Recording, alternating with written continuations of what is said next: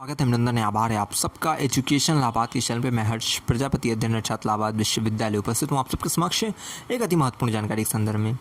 जो भी बच्चे EWS के सर्टिफिकेट वाले बहुत परेशान हैं, आप सब इतना परेशान हो जाते हैं सेंट्रल का कि स्टेट का कि सेंट्रल का, इतनी क्वेरी, तो इस वीडियो के माध्यम से ये मान के चलिएगा जो बता दे रहा हूँ उसके बाद चैन की सांस लीजिएगा आराम से एकदम शांति से, लेकिन पहले वीडियो पूरा देखिएगा, ठीक है। मैं हमेशा कहता हूँ हर एक संकट का हल है, वो आज नहीं तो कल है, ठीक है।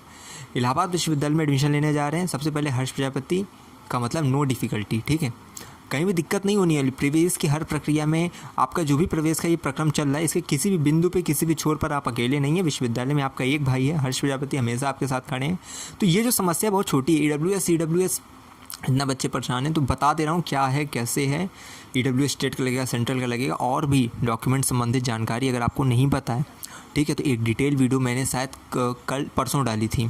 उसमें मैंने बताया था कि गैप ईयर का क्या होता है प्रावधान, ठीक है, और एंटी रैगिंग क्या होता है, और अंडरटेकिंग का फॉर्म क्या होता है, TC माइग्रेशन में क्या होता है, ठीक है, प्रोविजनल सर्टिफिकेट क्या होता है, TC किसको देना है, माइग्रेशन किसको देना है, जिस कॉलेज से पढ़ कर आ रहे हैं उसी में मतलब यूनिवर्सिटी के किसी कॉलेज से हैं, वो चीज़ें हैं।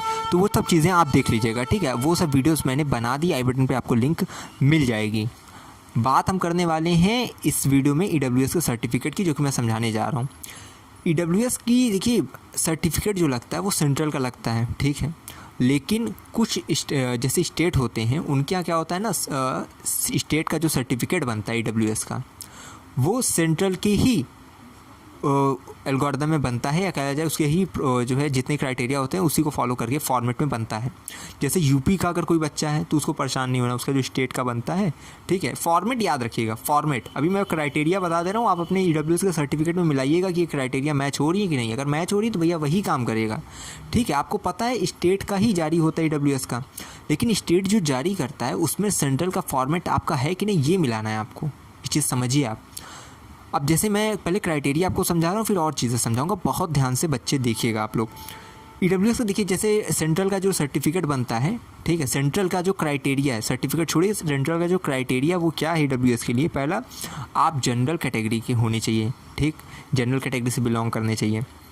उसके बाद इनकम आपकी 8 लाख से कम होनी चाहिए, आपकी पारिवारिक इनकम जो है 8 लाख से कम होनी चाहिए। उसके बाद आपका जो सर्टिफिकेट होना चाहिए, यही है, देखिए मैं बता रहा हूँ, ये जो आपकी क्राइटेरिया मैं बताऊँ या फॉर्मेट बता रहा हूँ, उसमें तीसरी मेन चीज़ है कि आपका जो सर्टिफिकेट होना चाहिए वो तहसीलदार या उससे ऊपर के जो पद के लोग हैं उनसे वेरीफाई होना चाहिए, ठीक है। तहसीलदार, DM, SDM, इन सब से आप अपना जो है EWS का सर्टिफिकेट बनवाइएगा, इधर उधर नहीं कि पता नहीं किससे बनवा के छोटे मोटे से नहीं। तहसीलदार, DM, SDM इस सब के पोस्ट से अगर रहेगा तभी वो सेंट्रल का मतलब वो मान्य रहता है फिर, ठीक है।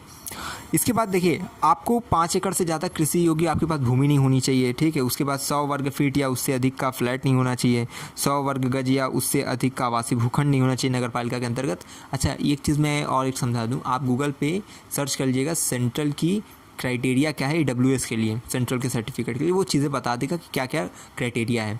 आप ये ध्यान रखेंगे आपके सर्टिफिकेट में वो चीज़ें मतलब हैं कि नहीं, आपका सर्टिफिकेट जो बना हुआ है ये सब नियमों को, फॉर्मेट को मानता है कि नहीं। कुछ स्टेट होते हैं जो कि अपना अलग जो स्टेट का उनका जो है EWS का सर्टिफिकेट सेंट्रल के बनाए गए जो प्रावधान है उससे अलग होता है, ठीक है। कई होते हैं, कहीं ऑनलाइन ऑफलाइन दोनों एक ही मोड में बनता है, कहीं ऑफलाइन बनता है। आपकी स्टेट में जिस प्रकार से बनता होगा, ठीक है, आप उसी का पालन करेंगे, लेकिन ये एक बार ज़रूरी कि आप अपने स्टेट में बन रहे EWS के सर्टिफिकेट को देखेंगे कि वो सेंट्रल का प्रावधानों का पालन कर रहा है कि नहीं कर रहा है। जैसे यूपी में क्या, यूपी में EWS का स्टेट और सेंट्रल का जो फॉर्मेट है वो एक ही है, जो सेंट्रल के लिए लागू होता है वही जो स्टेट के लिए लागू होता है, ठीक है। तो ओवरऑल मैं ये कहना चाहता हूँ, अभी भी अगर बच्चे नहीं समझे हैं, आप क्या करेंगे, सबसे पहले सेंट्रल की जो क्राइटेरिया है उसको अपने सर्टिफिकेट से मिलाएंगे कि आपका सर्टिफिकेट उनको वेरीफाई करता है कि नहीं करता है। अगर नहीं करता है तो आपको सेंट्रल के फॉर्मेट में अपना EWS का सर्टिफिकेट बनवाना है, समझ गए आप लोग। सेंट्रल के फॉर्मेट में स्टेट ही लागू करता है, एक चीज़ ध्यान रखिएगा, ऐसा नहीं कि आपको कुछ अलग करना है, स्टेट द्वारा ही लागू किया जाता है, लेकिन सेंट्रल के फॉर्मेट में जारी किया जाता है। इसकी वैलिडिटी जो होती है 1 साल होती है, और मैं तो कह रहा हूँ 1 अप्रैल 2024 की बात का बनवा लो, क्योंकि सर्टिफिकेट के लिए बड़ा यहाँ पे तामझाम हो रहा है विश्वविद्यालय में। यूजी के बच्चे बहुत परेशान हैं, क्योंकि डॉक्यूमेंट जो कास्ट सर्टिफिकेट वगैरह लग रहे हैं वो सब 1 अप्रैल 2024 के बाद का लग रहा है, तो आप सब ध्यान देना, ठीक है। तो कुल मिला जुला के मैं क्या कह रहा हूँ, ईडब्ल्यूएस का सर्टिफिकेट स्टेट द्वारा ही जारी किया जाता है, लेकिन सेंट्रल फॉर्मेट में होना चाहिए। सेंट्रल की जो क्राइटेरिया उसको पढ़ लेना गूगल पे जाके, कुछ मैंने बताया, कुछ गूगल पे पढ़ लीजिएगा, ठीक है। जनरल के होना चाहिए, 8 लाख से इनकम कम होनी चाहिए, और बाकी जो भूमि का मैंने बताया वो सब जाकर देख लीजिएगा। इसी फॉर्मेट में आपको बनवाना है, जिससे भी बनवा रहे हैं आप ये सब चीज़ें ध्यान रखिएगा, तो आपका कार्य हो जाएगा, ठीक है। कुछ स्टेट का भी होता है जहाँ पे स्टेट और सेंट्रल का फॉर्मेट एक ही होता है, किसी का स्टेट का फॉर्मेट अलग होता है, सेंट्रल का अलग होता है, तो सेंट्रल के फॉर्मेट में स्टेट से आपको बनवा लेना है और आपका ईडब्ल्यूएस का काम हो जाएगा। मैं आशा करता हूँ कि आप सबको मैं समझा पाने में सफल हुआ हूँगा, ठीक है। और जितनी भी आई बटन पे लिंक लगी रहती है उसको देख लिया करो। कोई भी ऐसी समस्या नहीं है, मैं फिर कह दे रहा हूँ, कोई ऐसी समस्या नहीं है जिसका समाधान यहाँ से न मिले, ठीक है। समस्या से लेकर समाधान तक और आपकी सेवा में अर्पित है, जहाँ तक मैं हमेशा कहता हूँ, ठीक है। इसलिए इस चैनल से जुड़े रहिए। इस चैनल पे मैं हमेशा कहता हूँ कि जुड़ना क्यों है, 2 कारण है। पहला, हर समस्या का समाधान है, और विश्वविद्यालय के संदर्भ में अच्छा अनुमान है, ठीक है। तो प्रवेश आपका होकर रहेगा, हम करवाएंगे ज़रूर, जितनी हो सकेगी अपडेट आपको मिलेगी।